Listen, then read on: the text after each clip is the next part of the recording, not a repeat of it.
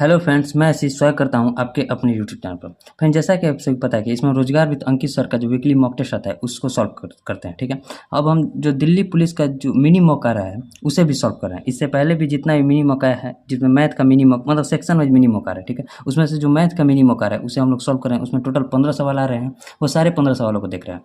कल के दिन यानी कि जो कल को मॉक आया था, यानी 11 सितंबर को जो मॉक आया था मैथ का, उसे हम आज सॉल्व करेंगे। ठीक है, तो वीडियो पूरा जरूर देखिएगा। अगर इसमें से आपको कोई भी क्वेश्चन में प्रॉब्लम होगा तो यहाँ से आप देख कर उसे सॉल्व कर लीजिएगा। ठीक है, तो चलिए टेस्ट अटेम्प्ट करते हैं। टोटल 25 मिनट का टाइम रहेगा, 15 क्वेश्चन रहेगा, वो सारे 15 सवालों को देखेंगे और कोशिश रहेगा कि 25 मिनट के अंदर ही हम इसे सॉल्व कर सकें। अगर नहीं हो पाएगा 25 मिनट के अंदर, मतलब समझाते हुए बनाएंगे, 25 मिनट के अंदर नहीं बन पाएगा तो जब सबमिट हो जाएगा उसके बाद हम लोग देख लेंगे। ठीक है, तो चलिए स्टार्ट टेस्ट करते हैं।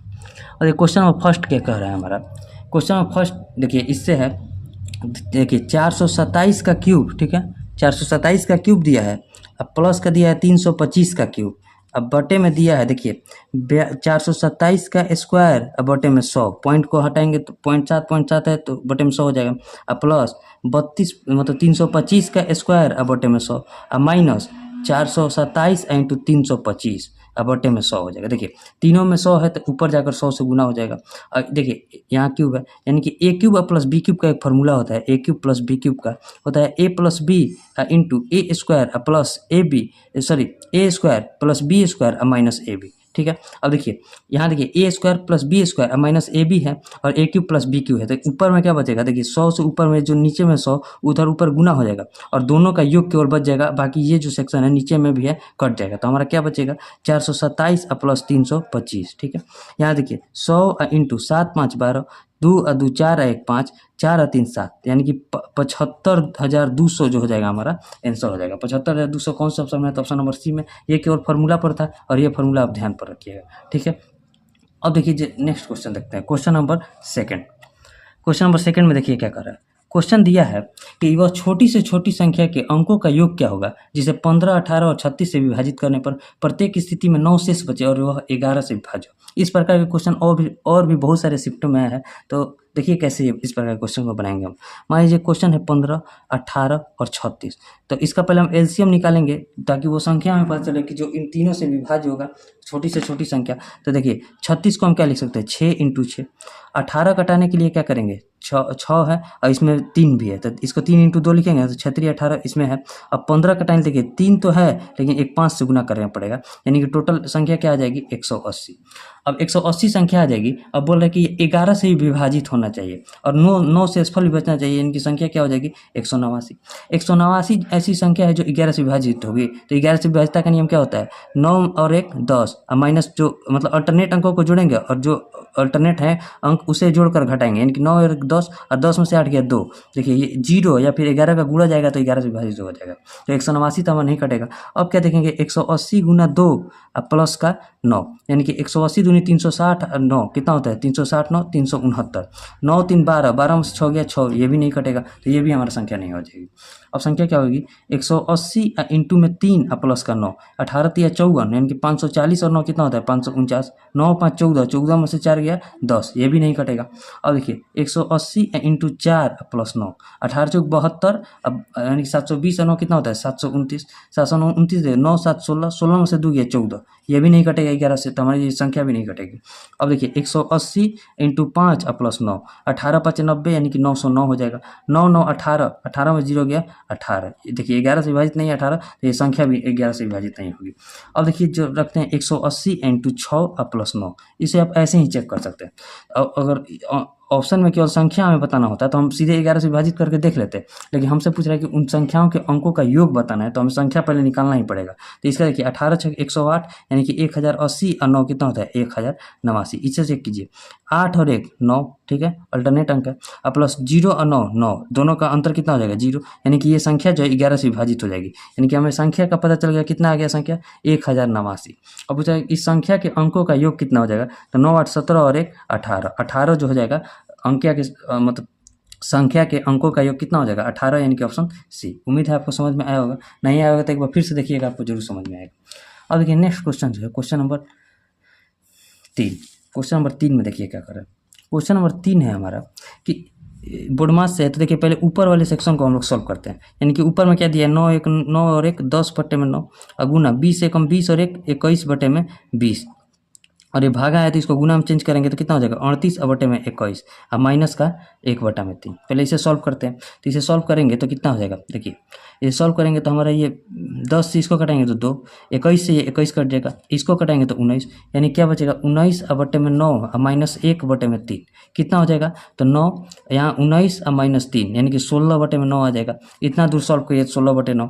अब देखिए अब भागा में जो है इसे सॉल्व करते हैं, यानी कि 9 दूनी 18 और 4 22 बटे में 9 और 22 बटे में 9 अब भागा में दिया है 15 को 15 और 7 22 बटे में 15 और गुना का 3 बटे में 5। ऑफ का पहले क्रिया होगा तो पहले इस ऑफ वाले को कर देंगे, यानी क्या लिखेंगे 22 बटे में 9 गुना 15 5 75 और बटे 22 इंटू 3 है तो 22 या 66 हो जाएगा, यानी कि इसको कटेंगे तो 3 और 3 से इसको कटेंगे तो 25, यानी कि यहाँ क्या बचेगा, देखिए ऊपर में आप देखिए क्या बचेगा, तो यहाँ 16 बटे 9 है, अब भागा जो है गुना में चेंज करेंगे तो 25 बटा में 9 को क्या लिखेंगे 9 बटा में 25, यानी कि 9 से 9 कट गया, बचा कितना 16 बटे में 25। ठीक है 16 बटे में 25।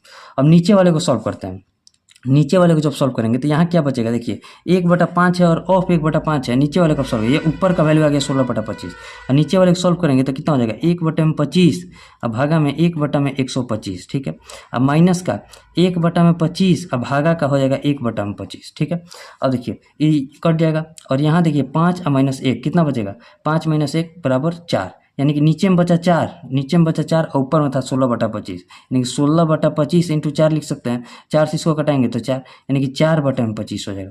4/25 किसके रेंज के बीच में है, तो पहले इसे पॉइंट में चेंज कर लेते हैं, पॉइंट में चेंज करेंगे तो 0 और पॉइंट 1 बिठाएंगे तो कितना हो जाएगा 15 बचेगा, 25 छक्का 150, यानी कि 0.16 हो जाएगा।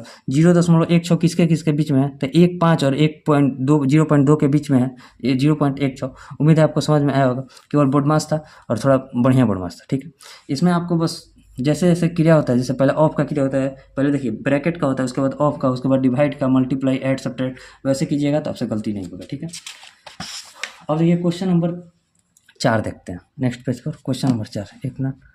यहाँ देखिए क्वेश्चन नंबर 4 में क्या कर रहा है, क्वेश्चन नंबर 4 है कि किसी कक्षा में 50 विद्यार्थियों के औसत अंक 64 रहा। ठीक है 50 विद्यार्थियों का औसत अंक 64 रहा, यदि 2 विद्यार्थियों के अंक 83 और 24 के स्थान पर गलती से क्रमशः 38 और 42 दर्ज हो गए तो सही औसत क्या है। देखिए दर्ज कितना होना था, तो 83 और 24, 83 और 24 कितना हो जाएगा, तो 4 और 3 7, 8 और 2 10, 107 और हो कितना गया 38 और 42, यानी कि 8 और 2 10, 4 3 7 और 1 8, 80 दर्ज हो गया, दर्ज होना था 107, तो कितना कम दर्ज हुआ है, तो 7 यानी कि 27 कम दर्ज हुआ है, यानी कि 27 का जो है औसत में वृद्धि हो जाएगा, 27 जो है कम दर्ज हो गया, औसत में 27 का वृद्धि हो जाएगा, तो 27 को हम 50 में बांटेंगे, 50 विद्यार्थी है तो देखिए अब भाग दीजिए, भाग देंगे तो कितना बचेगा, पॉइंट बैठाएंगे 270, 50 बचे 250, 4 0, ठीक है 50 2 0, 50 50 250, 2 0 5 के 20, यानी कि 0.54 की जो वृद्धि हो जाएगी। पहले औसत था 64, अब औसत कितना हो जाएगा 64 में जो है 0.54 की वृद्धि हो जाएगी, यानी कि औसत बढ़ जाएगा 64.54 हो जाएगा। ठीक है उम्मीद करते हैं आपको समझ में आया होगा। 64.54 कौन सा ऑप्शन है, तो ऑप्शन नंबर आप दिल्ली पुलिस कांस्टेबल की तैयारी कर रहे हैं तो आपको पर डे एक टेस्ट जरूर देना चाहिए, जिससे आपकी गलतियों में सुधार आता है। जो जो क्वेश्चन में गलती होती है उसे आप सुधार सकते हैं। तो पर डे आप खुद से एक मॉक टेस्ट जरूर दीजिए। ये जो बुक है, ये चक्षु प्रकाशन का बुक है दिल्ली पुलिस कांस्टेबल का। इसमें जो है देखिए, इसमें टोटल 25 प्रैक्टिस सेट दिया हुआ है और 5 जो है प्रीवियस ईयर पेपर भी दिया हुआ है, तो इसे आप जरूर लगाइएगा। ये एकदम बिल्कुल 2023 के पैटर्न पर आधारित है, यानी कि न्यू बुक है। इसमें देखिए, इसमें सबसे बढ़िया बात यह है 100 क्वेश्चन दिया हुआ है और टोटल 100 क्वेश्चन का जो है कंप्लीट डिस्कशन दिया है। ठीक है, मतलब जीके का 50 क्वेश्चन है, 10 कंप्यूटर का भी है, तो उसका कंप्लीट डिस्कशन भी दिया है। देख रहे हैं आप, डिस्कशन भी देख सकते हैं। तो आप इस बुक को जो है अमेजॉन या फ्लिपकार्ट कहीं से भी परचेज कर सकते हैं, लिंक डिस्क्रिप्शन में दिया हुआ है। ठीक है ए में। अब देखिए नेक्स्ट क्वेश्चन जो है क्वेश्चन नंबर 5, क्वेश्चन नंबर 5 में देखिए क्या कर रहा है। क्वेश्चन नंबर 5 है कि ए और बी के वेतन का योग उनके वेतन के अंतर का अनुपात दिया है, यानी कि ए प्लस बी और रेशियो में दिया है ए माइनस बी। वेतन का अनुपात कितना दिया है 11:1। यहाँ से अगर ए का वैल्यू हम निकालें तो 11 और 1 12, 12/2 यानी कि 6। अब बी का वैल्यू घटाएंगे तो 11 में से 1 गया 10 और 10 में से 10/2 यानी कि 5। ठीक है, बी का वैल्यू 5 आ जाएगा, क्योंकि देखिए जब ए का वैल्यू निकालना होता है तो दोनों को जोड़कर 2 से भाग दीजिए, और जब बी का वैल्यू निकालेंगे तो दोनों को घटाकर 2 से भाग देंगे। ठीक है, यहाँ से आगे a बराबर 6 और b बराबर 5। अब दिया है आगे कि अगर ए का वेतन सबसे ज़्यादा है और सी का वेतन सबसे कम है, ठीक है। और यहाँ दिया बी और सी के वेतन का योग और उनके वेतन का अनुपात दिया, देखिए अंतर दिया है, यानी कि बी अब प्लस सी अब दिया है, रेशियो बी अब माइनस सी दिया है 11:1। अब यहाँ से देखिए बी बराबर कितना हो जाएगा, 11 1 12 में से 2 गया 6 और 12/2 यानी 6, और सी बराबर हो जाएगा 11 में से 1 गया 10 10/2 यानी कि 5। यानी कि अब देखिए अब जो यहाँ से हमारा रेशियो आया सबसे ज़्यादा ए बड़ा है और सबसे छोटा सी है, यानी कि A ratio B ratio C कितना हो जाएगा। तो देखिए यहाँ से निकालते हैं, देखिए समझिए A ratio B ratio C निकालना है। यहाँ देखिए यहाँ 6 है, यहाँ बी 5 है और यहाँ बी 6 है, तो इसमें 6 से गुना करना पड़ेगा, यानी कि 6 से दोनों में गुना करेंगे तो 6 6 का 36 हो जाएगा ये, और इसमें 6 से गुना करेंगे तो 6 5 30 हो जाएगा। यहाँ जब 6 है यहाँ 5 है तो इसमें 5 से गुना करना पड़ेगा, तो 5 6 का 30, तो बी बराबर हो गया और ये 50 25 हो जाएगा, यानी कि A ratio B ratio C कितना हो जाएगा 36 रेशियो 30 रेशियो 25। तो उनका कुल वेतन अगर 1,82,000 है तो हमें बी का वेतन बताना है, बी कितना है 30। देखिए अब बी का वेतन हमें बताना है, तो बी का वेतन कितना है 30, टोटल वेतन कितना है, तो देखिए 25 और 6 31 और 30 61 और 30 91, 91 का वैल्यू दिया है 182 पर 30। तो हमसे क्या पूछ रहा है 30 का वैल्यू पूछ रहा है, 91 दूनी 182 होता है ना, तो 30 दूनी 60,000 जो हो जाएगा सी का बी का वेतन आएगा। 60,000 कौन सा ऑप्शन में, तो ऑप्शन नंबर बी में। देखिए इसे अब एक बार फिर से देखिएगा, जरूर आपको समझ में आएगा। देखिए यहाँ ए है 6 और यहाँ बी है 5 और यहाँ बी 6 हो गया सी 5 हो गया, तो दोनों में बी कॉमन है, तो बी को हम बराबर करने के लिए इसमें हम 5 से गुना करेंगे और इसमें हम 6 से गुना करेंगे, तो यहाँ से ए बी और सी का रेशियो आ जाएगा और जहाँ से हम आंसर निकालेंगे, ठीक है। अब देखिए नेक्स्ट क्वेश्चन जो है क्वेश्चन नंबर 5 के बाद क्वेश्चन नंबर 6 देखते हैं। यहाँ 5 बन गया, क्वेश्चन नंबर 6। क्वेश्चन नंबर 6 में क्या कर रहा है कि राजू की आय उसके व्यय से 20% अधिक है। यानी कि देखिए एक एक्सपेंडिचर यानी कि व्यय होता है, एक इनकम होता है और एक सेविंग होता है। और उसका जो व्यय है, उसका जो आय है उसके व्यय से 20% अधिक है, यानी कि उसका व्यय अगर 100 मानते हैं तो आय उसका 20% अधिक यानी कि 120 होगा, ठीक है। यदि उसके आय में यानी देखिए जब 120 रुपया उसके पास आय है और 100 रुपया उसका व्यय है, तो देखिए जब 120 रुपया आय है और 100 रुपया व्यय है तो 20 रुपया खर्च करता होगा, बचाता होगा। 1 मिनट रुपया थोड़ा पंखा बंद कर देते हैं। यानी कि जब उसका 120 रुपया आय है, 100 रुपया खर्च कर रहा है तो 20 रुपये बचा रहा है, ठीक है। और उसके आय में 60% की वृद्धि हो जाती है, यानी कि इसमें जो आय में 60% की वृद्धि हो गई, वार्षिक 72 की वृद्धि हो गई, ठीक है। और उसके व्यय में 70% की वृद्धि हो गई, यानी कि इसमें 70 रुपये की वृद्धि हो गई 100 में। तो हमसे पूछा है कि उसके बचत में कितने परसेंट की वृद्धि होगी। देखिए 72 रुपये उसका आय बढ़ा, जिसमें 70 रुपये उसने खर्च बढ़ा दिया, तो बचत कितना बढ़ रहा है उसका 2 रुपये बढ़ रहा है, अभी 2 रुपये बच रहा है। यानी कि अब 2 जो है 20 का कितना परसेंट है, 2 जो है 20 का कितना परसेंट है, तो इसको कटाएंगे 10 और 10 इसको कटाएंगे 10%, यानी कि 10% का जो है बचत में वृद्धि हो रहा है, क्योंकि 2 रुपये का वृद्धि हो रहा है, तो 10% वृद्धि कौन सा ऑप्शन में, तो ऑप्शन नंबर सी में। अब देखिए नेक्स्ट क्वेश्चन जो है क्वेश्चन नंबर 7। क्वेश्चन नंबर 7 में देखिए क्या कर रहा है, 9 रुपये प्रति वस्तु की बजाय 12 रुपये प्रति वस्तु की दर से बेची गई कुछ वस्तुओं के विक्रय मूल्य के अंतर 150 रुपये है। यदि इन वस्तुओं का क्रय मूल्य 250 है तो अर्जित लाभ 20% है, तो 21 वस्तुओं का विक्रय मूल्य क्या होगा। देखिए मान लीजिए वस्तु था 9 रुपये का और बेच कितना में रहे हैं 12 रुपये में, तो यहाँ देखिए लाभ कितना कमा रहे हैं 3 रुपये। 3 रुपये एक वस्तु पर लाभ कमा रहे हैं और टोटल विक्रय मूल्य के बीच में देखिए 9 रुपये से बढ़ाए कितना 12 रुपये वस्तु के मूल्य में बढ़ाए ना, तो यहाँ कितना रुपये और बढ़ा दिए 3 रुपये बढ़ा रहे हैं। 3 रुपये एक वस्तु पर बढ़ा रहे हैं, तो हमारा अंतर कितना आ रहा है 150 रुपया, 150 रुपया अंतर है। तो देखिए एक वस्तु पर जब 3 रुपया, तो कितना वस्तु हम रखेंगे 150 रुपया आ जाएगा, तो कहिएगा कि 150 यानी कि 50 वस्तु होगा। एक वस्तु पर जब 3 रुपये का वृद्धि हो रहा है तो 50 वस्तु पर 150 रुपये की वृद्धि होगा, यानी कि वस्तु का हमारे पास आ गया 50 वस्तु है। अब इन पर वस्तुओं का क्रय मूल्य दिया है 250 रुपया। मान लीजिए 250 रुपया में 50 वस्तु हम खरीद रहे हैं, तो एक वस्तु का क्रय मूल्य कितना आ जाएगा 5 रुपया, 250 बटे 50 यानी कि 5 रुपये का एक वस्तु पड़ेगा।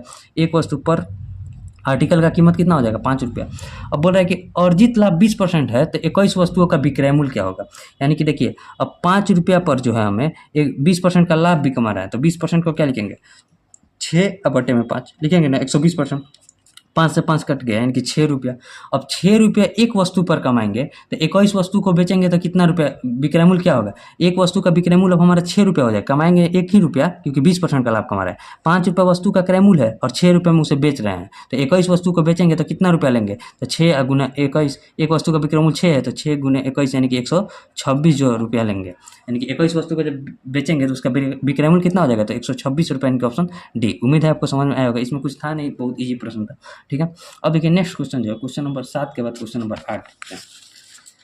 क्वेश्चन नंबर 8 क्या कर रहा है, क्वेश्चन नंबर 8, क्वेश्चन आपको दिख रहा होगा, ठीक है। क्वेश्चन देखिए, क्वेश्चन नंबर 8 में, एक मिनट रुकिए, अब देखिए क्वेश्चन नंबर 8, क्वेश्चन नंबर 8 में देखिए, क्वेश्चन दिया है कि यदि वार्षिक रूप से चक्रवृद्धि ब्याज की गणना की जाए तो 20% प्रति वर्ष पर 2.2/5 वर्षों के लिए 7200 की राशि पर चक्रवृद्धि ब्याज कितना होगा, निकटतम एक पूर्णांक तक हमें बताना है, ठीक है। अब देखिए 2.2/5% है, 2.2/5 है, यानी कि 2 साल तक जो है हमारा 20% का ब्याज लगेगा, और 2/5 ईयर्स के लिए हमें कितना का ब्याज लगेगा, तो 20% का 2/5 कितना हो जाएगा, 5 के 20, यानी कि 8% का ब्याज लगेगा। 2 साल पर 20% का ब्याज, एक साल जो है जो 2/5 ईयर एक्स्ट्रा आ रहा है उस पर 8% का ब्याज लगेगा, ठीक है, क्योंकि एक साल में हम 20% ले रहे हैं तो 2/5 ईयर में 8% का ब्याज लेंगे, ठीक है। अब देखिए 20% को हम क्या लिख सकते हैं, यहाँ से प्रिंसिपल और अमाउंट का रेशियो निकालते हैं। 20% को हम 1/5 लिख सकते हैं ना, यानी कि 5 रुपये जो है 6 रुपये हो जा रहा है। अगले साल भी 5 रुपये 6 रुपये, क्योंकि 2 साल के लिए लग रहा है, और 1 साल के लिए 8% का ब्याज लग रहा है, तो 8% क्या लिख सकते हैं, 2/25, यानी कि 25 रुपये से कितना हो गया, 25 रुपये से 27 रुपये हो गया। अब देखिए 25 यहाँ कितना होता है, 625, और इसको गुना कीजिए, 36 में हम 27 से गुना करेंगे, 7×42, 7×42, 7×3 21 और 12, 21 और 12 कितना होता है, 33, 33 और 4 37, 3 3 दूनी 6 और 3 9, 972 हो जाएगा। यानी कि देखिए हमसे प्रिंसिपल का वैल्यू दिया है कि 625 का वैल्यू दिया है 7200, तो हमसे कितना ब्याज पूछ रहा है, चक्रवृद्धि ब्याज, तो दोनों का अंतर जो है अमाउंट में से प्रिंसिपल को घटाएंगे तो हमारा ब्याज आ जाएगा। तो यहाँ से देखिए, यहाँ से हम अगर हम ब्याज का वैल्यू निकालेंगे तो 7200 और बटे में 625, और दोनों का अंतर कितना हो जाएगा, तो 12 में से 5 गया 7, यहाँ 6 में से 2 गया 4, और यहाँ 9 में से 6 गया तो 3, 347 का वैल्यू बताना है।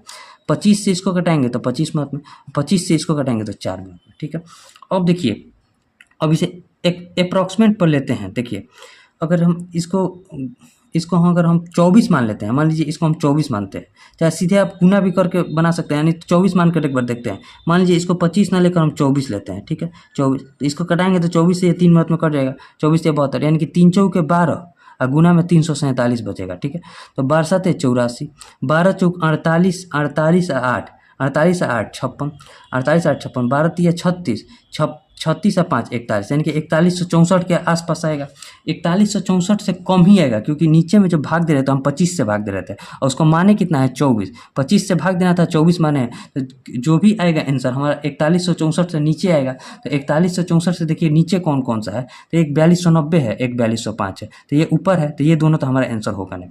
और एक है 3997 और एक है 3960, यहाँ देखिए ये दोनों नीचे हैं। अभी दोनों में आंसर कौन सा होगा, हम एक ही कम कर रहे हैं, 25 से 24 कर रहे हैं, तो इससे थोड़ा सा ही कम होगा, यानी कि हम ले सकते हैं 3997 रुपया को हम ले सकते हैं। 3997 कौन सा ऑप्शन में, तो ऑप्शन नंबर ए में। और नहीं तो आप एग्जैक्ट एकदम 347 में 12 से, देखिए 347 में आप 72 से गुना कीजिएगा, 347 में 72 × 4 से गुना कीजिएगा, फिर 25 से भाग दीजिएगा, तो 3997 कुछ आएगा, ठीक है। तो यहाँ से जो हमारा अप्रॉक्स में हम बता दिए 3997 के आसपास आएगा। आप इसे कैलकुलेशन करके देखिएगा, उतना ही आएगा, ठीक है। आप बस इस मेथड को सीख लीजिए, मेथड आप सीख लीजिए तो इसमें आपको इतना टाइम मिलता है ना कि आप आराम से बना दीजिएगा, ठीक है। अब देखिए नेक्स्ट क्वेश्चन जो है, क्वेश्चन नंबर 8 बन गया। अब क्वेश्चन नंबर 9 देखते हैं। क्वेश्चन नंबर 9 में देखिए क्या कर रहा है, यहाँ क्वेश्चन नंबर 9 देखते हैं, चलिए रुकिए यहाँ देखते हैं एक मिनट। क्वेश्चन नंबर 9 में क्या कर रहा है कि 2 टंकी ए और बी में पानी की मात्रा का अनुपात दिया है 6:5, ठीक है, 6:5 दिया है। अब उसमें से टैंक ए में पानी की मात्रा में 30% की वृद्धि हो जाती है, तो टैंक बी के पानी की मात्रा में कितने % की वृद्धि की जानी चाहिए कि टंकियों में पानी की मात्रा समान है। देखिए 6:5 को क्या लिख सकते हैं, 60:50, ठीक है, सुविधा के लिए। अब 60 में जो है 30% का वृद्धि हो गया, तो कितना हो गया, 30% की कितना हो जाएगा 18, यानी कि टंकी ए में कितना मात्रा हो गया, 60 और 18 कितना होता है 78।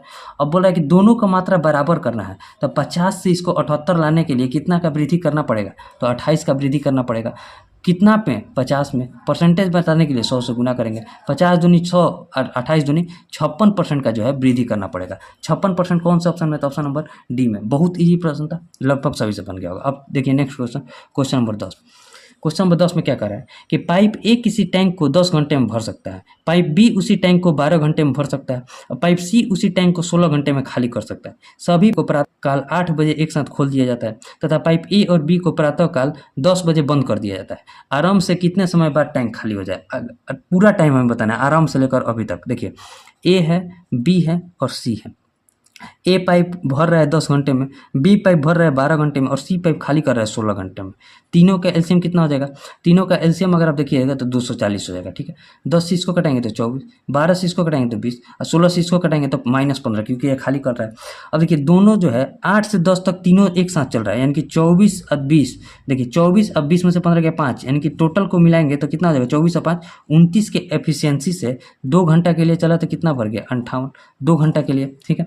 अब इस 58 को ए और बी को हम बंद कर दिए, तो अब 58 को 15 के एफिशिएंसी से खाली करेगा। पूरा टैंक कितने समय में खाली होगा? तो 15 के एफिशिएंसी से खाली करेगा। तो 15 के एफिशिएंसी जब खाली करेगा तो 15 × 45 यानी कि 3 घंटा, और फिर कितना बचेगा? 13/15 और गुने 60, ठीक है। यहाँ 3 घंटा 13 बचेगा, 13/15 इंटू 60 को मिनट में बदल लेंगे, 15 चौके 60 यानी कि 3 घंटा 52 मिनट हो जाएगा, 3 घंटा 52 मिनट।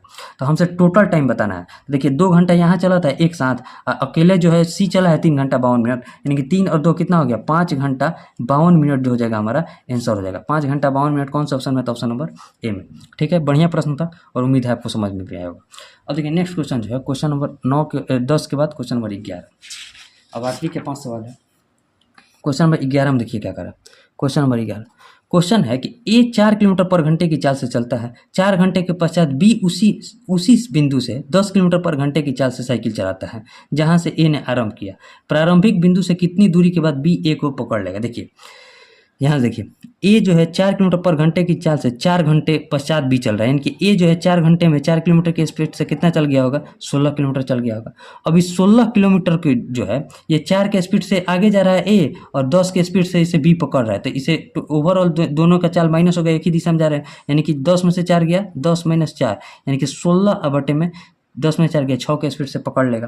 यहाँ 6 के स्पीड से उसे कवर कर रहा है 16 किलोमीटर डिस्टेंस को, और कितना दूरी चला होगा तो ये हमारा कितना आ गया? देखिए दूरी हमें बताना है, तो यहाँ देखिए ये हमारा कितना समय का रेशियो आ गया, और समय में जब हम चाल से गुना कर देंगे तो हमारा डिस्टेंस आ जाएगा। तो बी इसे पकड़ रहा है, तो बी किस स्पीड से चल रहा है? तो 10 के स्पीड से चल रहा है, तो 10 से हम गुना कर देंगे। अब देखिए 3 से इसको कटाएंगे तो 2 से इसको कटाएंगे 3 और 2 से इसको कटाएंगे तो 8, यानी कि 80/3। 80/3 को क्या लिख सकते हैं? 26 दिया 78, 78 और 2/3 यानी कि 26.2/3 मीटर या किलोमीटर के बाद उसे पकड़ लेगा। तो 26.2/3 पॉइंट में दिया है, तो इसे 26.67 भी लिख सकते हैं। 26.67 कौन सा ऑप्शन में? तो ऑप्शन नंबर बी में, ठीक है। उम्मीद है आपको समझ में आया होगा। यहाँ से देखिए यहाँ से पहले हम डिस्टेंस निकाल दिए कि दोनों के बीच में गैप कितना होगा? 16 किलोमीटर। अब इस 16 किलोमीटर को 6 के स्पीड से पकड़ेंगे, 6 के स्पीड से कवर करेगा बी, और बी का चाल कितना है? 10 से, यानी कि 10 से जो टोटल गुना कर दिए तो इतना दूरी के बाद जो है बी ए को पकड़ लेगा।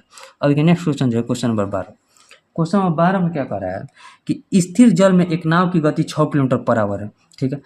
नाव द्वारा किसी दूरी को ऊर्ध्व प्रवाह तय करने में लिया गया समय 3 घंटा है, जो समान दूरी को अनुप्रवाह तय करने में लिया गया समय से अधिक है, ठीक है। यदि धारा की गति 2 किलोमीटर पर आवर है तो नाव की गति क्या? तो अनुप्रवाह मतलब कुल धारा प्रवाह एवं अनुप्रवाह की दूरी बताना है कि टोटल डिस्टेंस बताना। देखिए मान लीजिए टोटल डिस्टेंस यहाँ से यहाँ गया होगा, फिर चाहे यहाँ से यहाँ आया होगा, तो दोनों में x किलोमीटर का डिस्टेंस होगा। एक धारा के दिशा में जा रहा है और एक धारा के विपरीत दिशा में जा रहा है। तो धारा के जो विपरीत दिशा में जा रहा है तो उसमें देखिए टाइम कितना लग रहा है? तो 6 किलोमीटर उसका स्पीड है और 6 किलोमीटर नाव का स्पीड है और 2 किलोमीटर धारा का स्पीड है, तो दोनों का चाल माइनस होगा क्योंकि धारा के विपरीत दिशा में आ रहा है, तो 4 के स्पीड से कवर करेगा। और एक जो है x किलोमीटर, दोनों के स्पीड देखिए धारा के जब दिशा में जाएगा तो दोनों का चाल जुटेगा, यानी कि नाव का चाल और धारा का चाल जुटेगा तो कितना हो जाएगा? 8। दोनों के बीच का टाइम कितना लग रहा है? तो 3 घंटा का अंतर है। अब यहाँ से गुना कीजिए, 8 एलसीएम हो जाएगा 2x और माइनस का x बराबर के 3, यानी कि x बराबर कितना आ जाएगा? 24 किलोमीटर। हमसे टोटल डिस्टेंस पूछ रहा है, तो 24 किलोमीटर धारा की दिशा में जा रहा है और 24 किलोमीटर धारा के विपरीत दिशा में आ रहा है, यानी कि टोटल डिस्टेंस 24 और 24 कितना हो गया? 48 किलोमीटर। 48 किलोमीटर जो हो जाएगा हमारा आंसर हो जाएगा। टोटल डिस्टेंस देखिए 24 किलोमीटर धारा की दिशा में जा रहा है और 24 किलोमीटर धारा के दिशा विपरीत दिशा में आ रहा है, तो टोटल 48 किलोमीटर का डिस्टेंस तो कवर कर रहा है। 48 किलोमीटर कौन सा ऑप्शन में? तो ऑप्शन नंबर सी में, ठीक है। अब देखिए आखिरी के 2 सवाल बचे हैं, 3 सवाल बचे हैं, लेकिन टाइम अब बहुत कम है, तो हो सकता है 14वें सवाल के बाद सबमिट हो जाए अपने आप, तो वहाँ के बाद हम समझा देंगे, ठीक है। क्वेश्चन नंबर 13 देखते हैं। क्वेश्चन नंबर 13 में देखिए क्या करें। क्वेश्चन नंबर 13 है कि माह के बाद, ठीक है, माह के बाद रुकिए, ए ने 10 लाख रुपए का निवेश करके एक ट्रेडिंग फर्म शुरू किया। 4 माह के बाद बी ने 15 लाख रुपए का निवेश करके उस बिजनेस में शामिल हो गया। बी द्वारा शामिल होने के 2 महीने बाद 20 लाख रुपए निवेश करके सी भी उनमें शामिल हो गया। तो ए द्वारा कारोबार करने में 1 साल बाद उन्हें 6 लाख रुपया, मतलब ए द्वारा कारोबार शुरू करने के 1 साल बाद 6 लाख रुपये का लाभ कमाया, तो उस लाभ का हिस्सा देखिए, लाभ बराबर क्या होता है, पूंजी और गुने में समय। बस इतना आप याद रखिए, आपको आपसे सारा क्वेश्चन बनेगा। अब देखिए, ए है, बी है और सी है। ये 10 लाख रुपया लगा रहे हैं 12 मंथ के लिए, और इसके 4 माह बाद बी जो है 15 लाख रुपया लगा रहा है, तो 4 माह बाद लगा रहा है, इनके 8 माह के लिए लगाया होगा। और इसके 2 महीना बाद जो है 20 लाख रुपया लगाकर सी दे, देखिए ये 4 माह बाद आ रहा है, तो इसके 2 महीना बाद इनके 6 माह के लिए ये लगाया होगा 20 लाख रुपया। यानी कि टोटल देखिए, यहाँ 120 रेशियो 120 रेशियो 120, यानी कि तीनों का रेशियो कितना आ जाएगा, 1 रेशियो 1 रेशियो 1। अब देखिए, हमसे सी का हिस्सा पूछ रहा है, तो सी का हिस्सा कितना है, 1 रुपया। टोटल हिस्सा कितना है, 3 रुपया, और गुने में 6 लाख है, तो 3 दूनी 6, यानी कि 2 लाख रुपया जो हो जाएगा सी का हिस्सा हो जाएगा। 2 लाख कौन सा ऑप्शन है, तो ऑप्शन नंबर ए में। बहुत ईजी प्रश्न है, लाभ बराबर पूंजी गुना समय, आप याद रखिएगा, आपसे सारा क्वेश्चन बनेगा। और देखिए नेक्स्ट क्वेश्चन जो है क्वेश्चन नंबर 14, क्वेश्चन नंबर 14 देखते हैं। क्वेश्चन नंबर 14 में देखिए क्या कर रहा है, बढ़िया क्वेश्चन है। क्वेश्चन नंबर 14 में क्वेश्चन कर रहा है कि किसी वस्तु का अंकित मूल्य 100 रुपया था और इसे x माइनस 40% की छूट पर बेचा गया। यदि ग्राहक ने x माइनस 32 का भुगतान किया तो वस्तु का अंकित मूल्य, देखिए 100 रुपया था उसका अंकित मूल्य, x माइनस 40% पर बेच रहा है, ठीक है, x माइनस 40% पर, और x माइनस 32 रुपया जो है भुगतान कर रहा है। यानी कि यहाँ देखिए, जब हम 40% घटा रहे हैं ना, तो रुपया में 32 रुपया घट रहा है, यानी कि 40% का वैल्यू जो है 32 के बराबर है। देखिए समझिए, 40% का वैल्यू जो है 32 के बराबर है, तो एक हमेशा हमारे अंकित मूल्य जो हमारा हमेशा होता है 100% पर, तो 100% का वैल्यू कितना हो जाएगा, 32 और बटे में 40 और गुना में 100, 0 0 कट गया, 4 से 8, यानी कि 8 ढैया 80। 80 कौन सा ऑप्शन है, तो ऑप्शन नंबर सी में। अब देखिए 8-7 सेकंड का टाइम है, तो ये अपने आप सबमिट हो जाएगा। तब तक हम इसे समझाते हैं कैसे हम बनाएं। देखिए 100 रुपया हमारा अंकित मूल्य था और 40% जो है इससे कम करें, 1 से 40% कम कर रहे हैं, तो भुगतान जो है x माइनस 32 रुपया करना पड़ा है। देखिए व्यू रिजल्ट कर देते हैं। 14 क्वेश्चन अभी तक बनाया, अभी एक क्वेश्चन बाकी है, एक अनअटेम्प्ट में है, तो उसे भी हम लोग देखेंगे। पहले इसको हम समझा लेते हैं। देखिए अनअटेम्प्ट वाला क्वेश्चन हम निकाल देते हैं। ये हमारा अनअटेम्प्ट वाला क्वेश्चन है। देखिए इसमें क्या कर रहा है कि जब 100 रुपया अंकित मूल्य था, तो x माइनस 40% का जो है हमने भुगतान किया था, x माइनस 32 रुपया कर रहा है, यानी कि x में से जब हम 40% घटा रहे हैं, तो रुपया में 32 रुपया घट रहा है, यानी कि 40% कहीं ना कहीं 32 के बराबर है। तो हमसे अंकित मूल्य यानी 100% का वैल्यू पूछ रहा है, तो 32 बटे में 40 गुना 100, यानी कि 80 रुपया जो हो जाएगा अंकित मूल्य हो जाएगा। उम्मीद करता हूँ आपको समझ में आया होगा। अब देखिए आखिरी सवाल जो है क्वेश्चन नंबर 15, उसे समझ लेते हैं। क्वेश्चन नंबर 15 देखते हैं। बहुत बढ़िया प्रश्न है ये भी। क्वेश्चन नंबर 15 में देखिए क्या कर रहा है, इसमें कुछ कह नहीं रहा है कि p का वैल्यू दिया है। देखिए p बराबर दे दिया हमें कितना, 2 के पावर 29 गुने 3 के पावर 21 और गुने 5 के पावर 8, ठीक है। और दिया है q दिया है क्या, 2 के पावर 27 और गुने 3 के पावर 21 और गुना का 5 के पावर 8, ठीक है।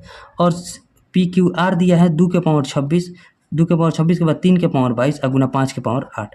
और S दिया है 2 के पावर 25 और गुने 3 के पावर 22 और गुने 5 के पावर 9। अब देखिए, अब अगर देखिएगा तो इसमें से सबसे बड़ा पहले कौन है उसे देखते हैं। यहाँ देखिए 2 के पावर 29 है और 3 के पावर 21 है, 5 के पावर 8 है। यहाँ 2 के पावर 27 है, 3 के पावर 21 है, 5 के पावर 8 है। यहाँ 2 के पावर 26 है, 3 के पावर 22 है, 5 के पावर 8 है, ठीक है। यहाँ देखिए कहीं ना कहीं अगर देखिएगा तो इसमें इसको जब हम 2 के पावर 25 करें 29 करेंगे तो ये 8 ज़्यादा है, यानी कि ये जो है अभी तक सबसे ज़्यादा आ रहा है। 2 के पावर 25 है, 3 के पावर 22 है, यानी कि सबसे ज़्यादा ये। देखिए इसे समझाते हैं कैसे समझेंगे।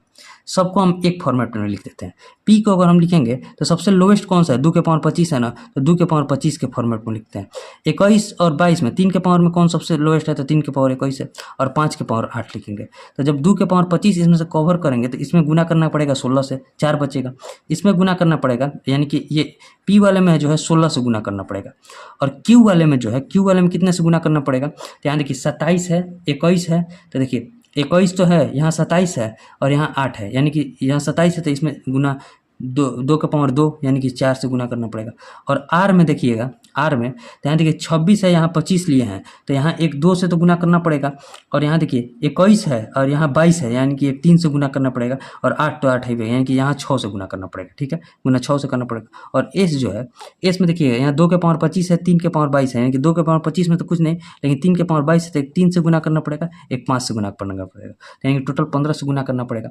यहाँ देखिए सबसे बड़ा गुना किस में कर रहे हैं, तो पी में कर रहे हैं, यानी कि पी सबसे बड़ा हो जाएगा। उसके बाद किससे गुना कर रहे हैं, एस से गुना करें तो उसके बाद एस आ जाएगा। उसके बाद किससे कर रहे हैं, तो आर से, तो आर, और सबसे छोटा कौन सा हो जाएगा, क्यू, यानी कि पी एस आर क्यू कौन सा ऑप्शन में है, तो P S R Q option A में।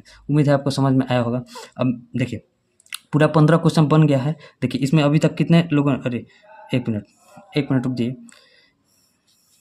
देखिए अभी तक इसमें 36,082 लोगों ने दे दिया है, जिसमें से हम 15 क्वेश्चन आपको बता दिए हैं। अब मिलेंगे नेक्स्ट वीडियो में, तब तक के लिए जय हिंद।